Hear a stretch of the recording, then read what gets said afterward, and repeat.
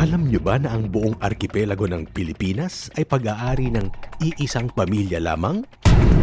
Kalokohan! Paano nila naging pag-aari ang Pilipinas? Bakit sa napakahabang panahong lumipas ay ngayon lang lumitaw ang pamilyang ito? Baka naman ito'y gawa-gawang kwento lamang ng ilan upang linlangin at pagsamantalahan ng publiko para sa pansariling kapakinabangan. Ilan lamang ito sa mga tanong at duda sa tuwing maririnig ang kwentong ito. Pero sabi nga, pag may tanong at duda, may dahilan upang magsiyasat.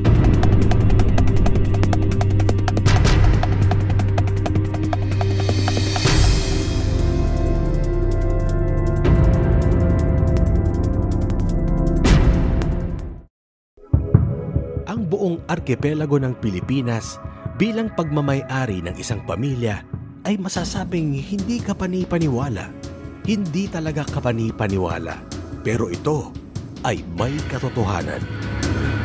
Sa katunayan, ang kwentong ito ay suportado ng mga sumusunod na katibayan.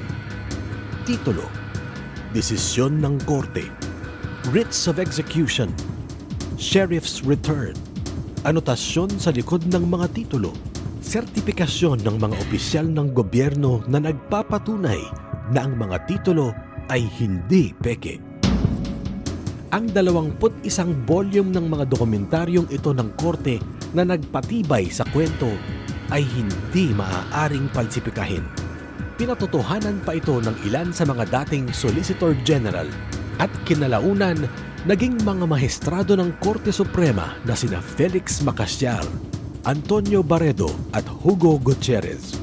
Naging tagapagtanggol naman ng pamilya ang ilan sa mga tanyag na abogado sa kasaysayan ng Pilipinas tulad nila dating Presidente Ferdinand V. Marcos, dating Senador Lorenzo Tañada, Claro M. Recto, Jose Diokno, Emmanuel Pelaez, Jose Yulo Sr., Virgilio Papa. Sa kasalukuyan, ang tagapagtanggol ng mga Talyano ay si Attorney Homobono Adaza. Ang mga nabanggit ay kilalang mga respetado at mahuhusay sa larangan ng abogasiya sa bansa na hindi basta-basta naniniwala ng walang batayan. Maaaring ang kwentong ito ay babago sa takbo ng kasaysayan na nakatala sa mga libro, kung saan namamayani ang bersyon na tayo ay nadiskubre lamang ng mga dayuhan. Subalit naririto na sa buong kapuluan ang ating mga ninuno bago pa man dumaong sa mga dalampasigan nito ang mga dayuhang mananakop. At sila ay pinamunuan ng isang pamilya na ngayon ay sinasabing may-ari ng Pilipinas. Sila ang mga angkan ng Cagayan Talyano. Nakasalukuyang kinakatawan ng tagapamanang si Prince Julian Morden Talyano. Pero teka, papaano ba nagsimula ang kwentong ito?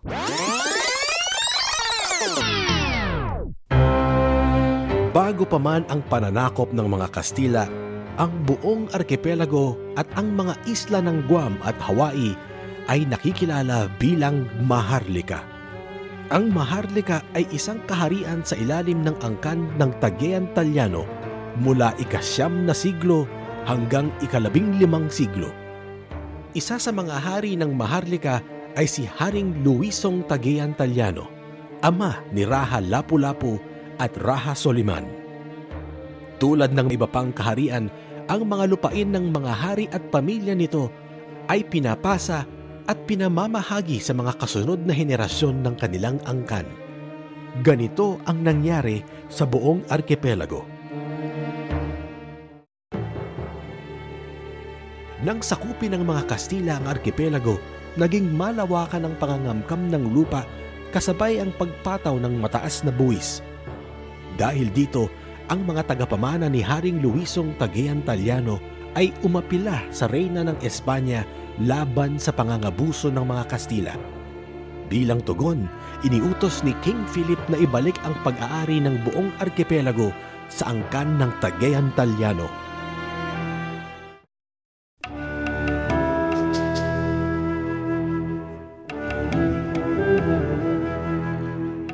Noong 1762, dumating ang British Royal Army sa Manila upang labanan ang mga puwersa ng Kastila.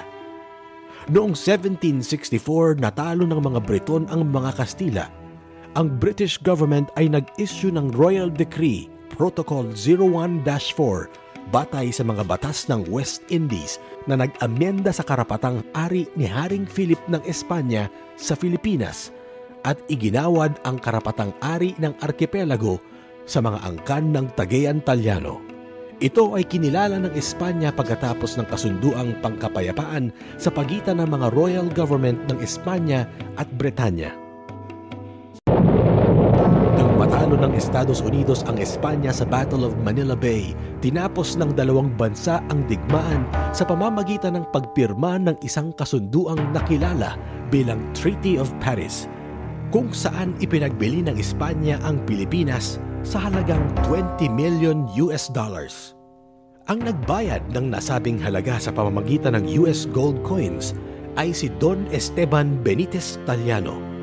Ang Oficiana de Cabildo ay kinilala at pinagtibay ang Royal Decree Protocol 01-4 at nirehistro bilang titulo de compra pabor kay Prince Lacan Acuña Ulrihal Bolquia Cagayan Taliano.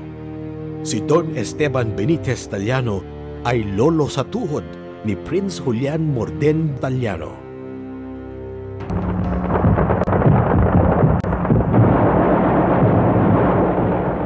Sa ilalim ng gobyernong Amerikano, ang pag-aari ng angkan ng Taliano ay pinagtibay pa nang ipasa ang Act No. 496 na nagtransforma sa titulo de compra bilang Torrens Title.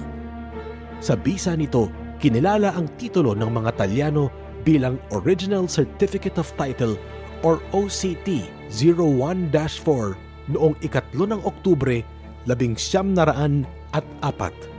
Ang Torrens Title ay hindi maaaring kansilahin kahit lumipas ang milyong-milyong taon. Mangingibabaw ang karapatan ng may-ari ng titulo sa pagpapaalis ng sino mang umuukupa ng lupang nasasakupan nito. At ang Torrens Title ay hindi maaaring talunin ng anuman o sino mang may titulo. Sa Pilipinas, walang titulo ang inisyu bago pa ang OCT 01-4.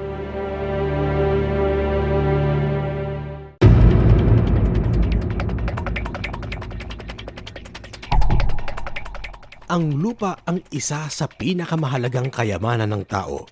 Pero ito ay higit pa sa kayamanan. Ang lupa ay buhay. Kaya naman hindi na mabilang ang mga nagbuwis ng buhay laban sa iilang umaangkin ng lupa na kung tutuusin ay hindi naman kanila. Pero ilang buhay pa ang kailangang mawala. Ang kwento ng mga Taliano ay kwento ng Pilipinas. Kwento ng mga nakararaming Pilipinong nawalan ng karapatan sa lupa sa sarili nitong bayan. Ipinagtatanggol ng mga Taliano hindi para sa sariling interes lamang. Ang hinahangad ng pamilya ay maibalik ang lupain ng Pilipinas para sa kapakinabangan ng mayoryang Filipino.